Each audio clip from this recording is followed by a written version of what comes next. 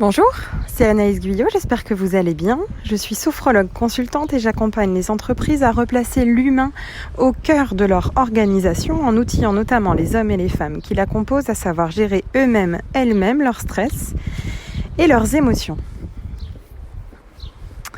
En plein confinement, en France et ailleurs, lors de la pandémie internationale du Covid-19, il y a un mot qu'on entend tous les jours, qui revient en permanence, qui est la contamination.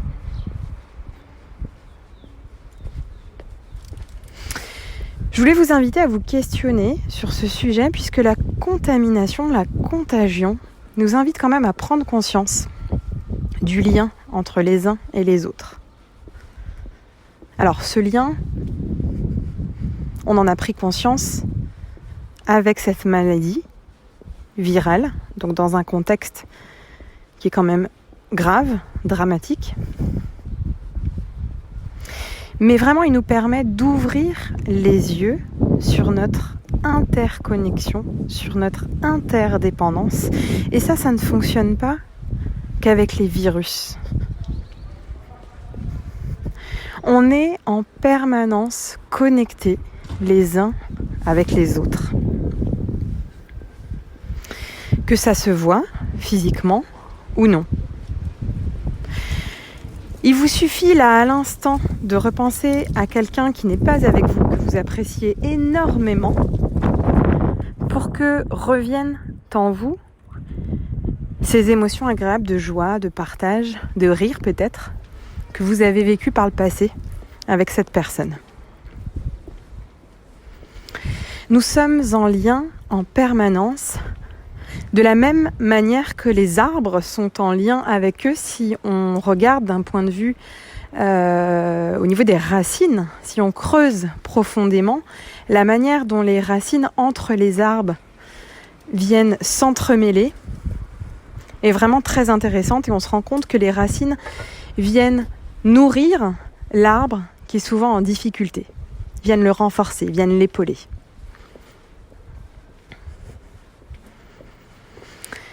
Les relations aux autres, c'est une des choses les plus importantes pour nous en tant qu'être humain.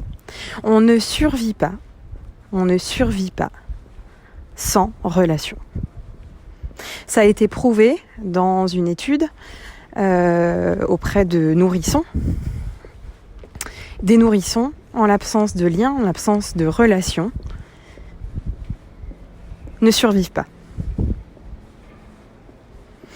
Et cette contamination, je trouve, a vraiment mis en exergue le fait qu'on se transmet des choses, des émotions, des liens en permanence.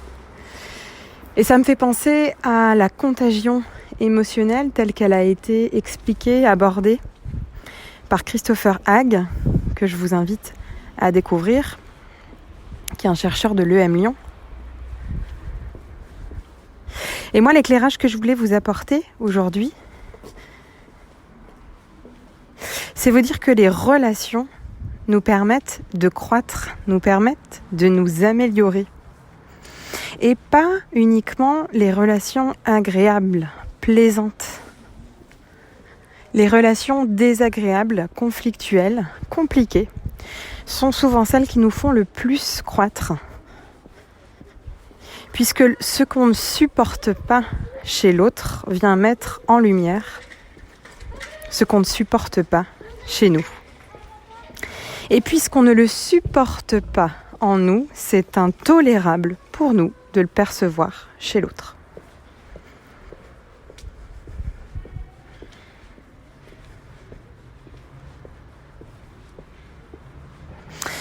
Alors aujourd'hui, je voulais vous inviter peut-être à dresser une liste des personnes avec lesquelles vous êtes mal à l'aise. Des personnes peut-être qui vous prennent de votre énergie.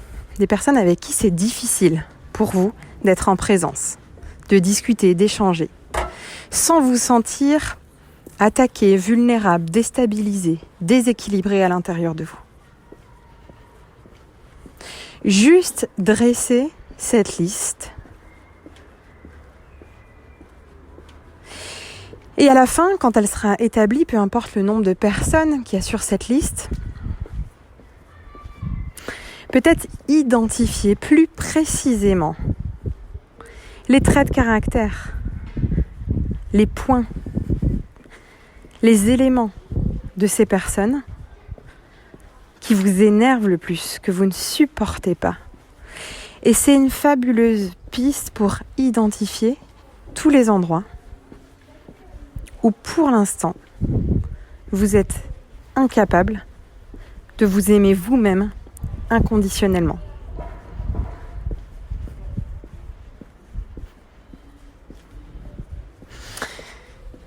Je vous souhaite de prendre malgré tout du plaisir à rédiger cette liste dans la plus grande bienveillance avec les personnes qui figureront sur votre liste, puisque prenez conscience que ce sont elles qui vous rendent les plus grands services pour croître, avancer et vous améliorer vers plus de souplesse envers vous-même. Je vous souhaite une très belle journée, prenez bien soin de vous et des vôtres et je vous dis à très vite pour la suite.